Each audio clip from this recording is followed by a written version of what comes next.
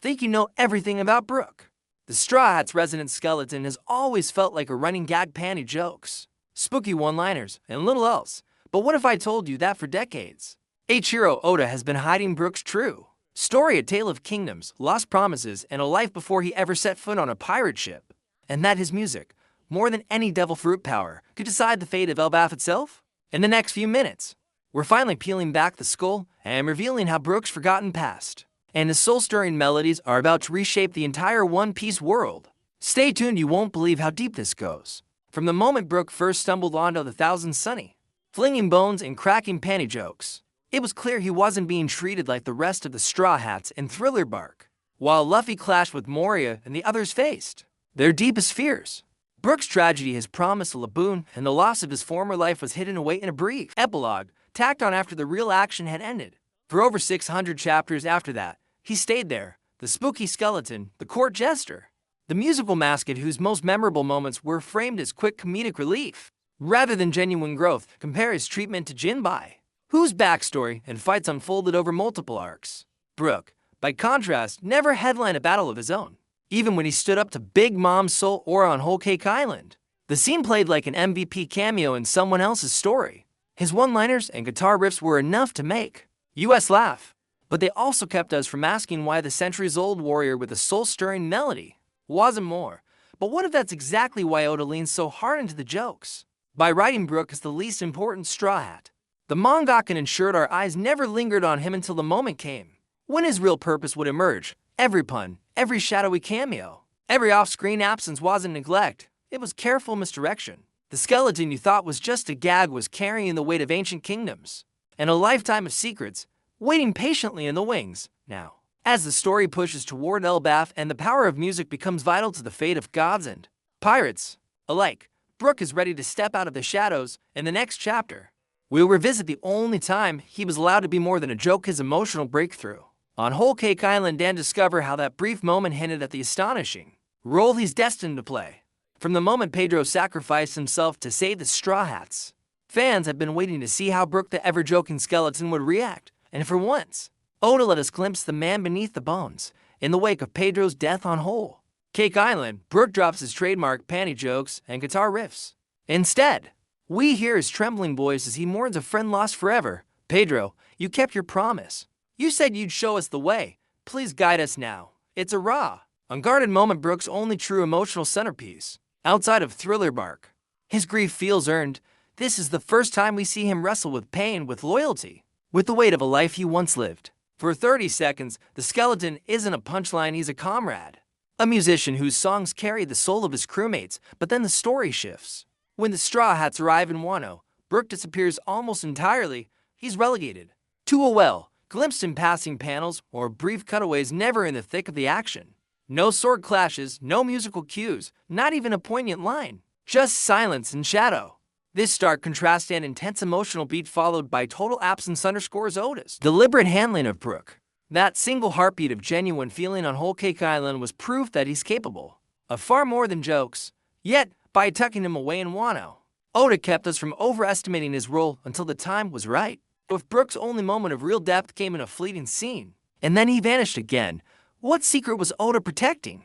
In the next chapter, we'll journey back over 50 years to uncover Brook's first life and the promise that truly defines him. From the moment Brook's shadow slipped from the depths of Thriller Bark, we assumed his story began there, but in truth, his tale stretches back more than 50 years to a life before he ever set sail as a pirate. In that first life, Brook was no skeleton at all, but the commander of a kingdom's royal guard, renowned for his swordsmanship and unwavering loyalty.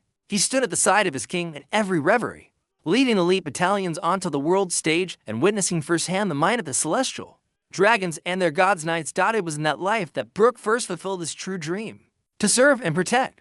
Only after completing this promise did he embark on a second quest to become a pirate, and one day reunite with Laboon. When he finally tacked his vow to the seas, it felt like a fresh start, yet it was really the echo of a destiny already achieved.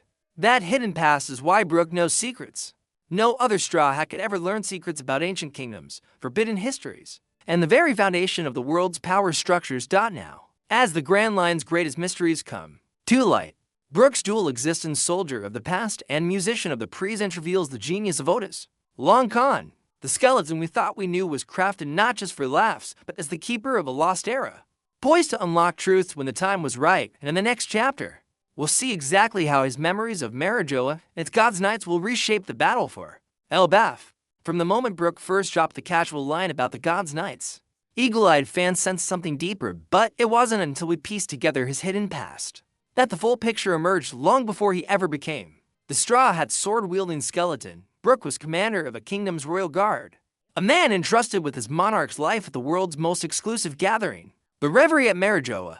There, amidst the splendor of Marble Palace, he stood shoulder to shoulder with other royal guards, protecting kings and queens from unseen threats, and witnessing the celestial dragon's divine display of power. Imagine Brook's surprise as he watched the God's Knights parade through the palace grounds, an elite force of armored warriors, sanctioned by the world's true rulers, sworn to do their master's bidding without question. This wasn't second-hand gossip or pirate rumor. Brook actually stood in formation beside them, felt the weight of their lances, heard the hush that fell over the crowd when they marched. Every time he hums a tune about the Knights of Marijoa, he's recalling banners fluttering under a sun that only royalty may touch. That buried history explains so much. His steely calm whenever celestials appear, his instinctive flash of recognition at the mention of the Reverie, even the sorrow in his melodies because he remembers not just the pomp but the cost. He saw the innocent commoners forced into the shadows while the God's Knights upheld the tyranny cloaked in ceremony. And now, as the battle for Elbaf brings the Reverie secrets crashing back into play, Brook's first-hand knowledge becomes our hero's greatest advantage. Now that we know Brook once stood on the front lines of Marijoa, let's dive into the other side of his power, music itself, how a song can reach deeper than any sword, stirring souls when steel alone cannot. In the next chapter, we'll explore the true magic of Brook's melodies. From the moment Brook first strummed his violin aboard the Rumbar pirates, music in one piece has been more than mere background. It's the living pulse of freedom, hope, and unbreakable spirit. In the grand line, every festival, every rallying cry, and every heartfelt farewell is bound together by song. And no straw hat embodies that power more literally than the Soul King himself. Brook is not simply a swordsman who happens to play. He is an undead vessel whose very heartbeat echoes in every note he draws from his violin. His devil fruit ability wasn't designed merely to harm foes, it was crafted to connect souls. On Whole Cake Island, a single swell of Bink's sake shattered Big Mom's soul aura and left even a Yanko in awe, demonstrating that melody can undermine the most terrifying devil fruit powers. On Hawkeye Island, his music countermanded the homie's magical manipulation, proving that courage need not be wielded in steel or flame, but in harmony and rhythm. These moments were not isolated stunts, but deliberate showings of music's true force to heal, to free, and to awaken the deepest layers of the heart. As we stand on the brink of Elbaf, imagine a live performance before the giants. Brook's bow dancing across the strings, vibrations rippling through the arena, striking at Emu's cruel dominion and stirring Gunko's buried humanity. In this final saga, the Soul King's song will become the keystone of the Straw Hat's victory, reminding us that no chain can bind the human spirit when a single chord rings out in defiance. Asterisk, now that we understand why music is the ultimate weapon of the soul, let's sail to Elbaf itself, where Brook's grand performance will determine the fate of gods, giants, and pirates alike. From the moment the Straw Hat set foot on Elbaf, the fate of giants, gods, and pirates alike has hinged on a power few could grasp until now. Emu's cruel dominion over Gunko has turned the once proud warrior into a puppet of divine tyranny. Her formidable strength turned against her own people. No blade nor devil fruit technique can reach the part of her soul, buried under layers of celestial control, but Brook's music can. As the moon rises over the Colosseum, the Soul King will take the stage, his bow poised above the strings, and with that first note, the air itself will tremble. Every chord of his live performance will cut through Emu's enchantment, stirring memories of Gunko's true self, her fierce honor, her compassion for the oppressed, and the promise she once made to her people. Under the giant starlight, Brook's melody will swell, rippling through shields and armor, awakening hearts that had long been silenced. The very sound waves will shatter Emu's grip, freeing Gunko from her chains and turning the tide of battle. As the giants roar their thanks and the celestial dragons recoil in disbelief, the Straw Hats will charge forward, swords drawn, spirits renewed, driven by the music that only Brook, the living echo of two lifetimes, could wield. In this final act, Brook's song will prove that the truest power in one piece is not in fist or fruit, but in the indomitable human soul. As the echoes of Brook's final note fade, the giants rally under dawn's light.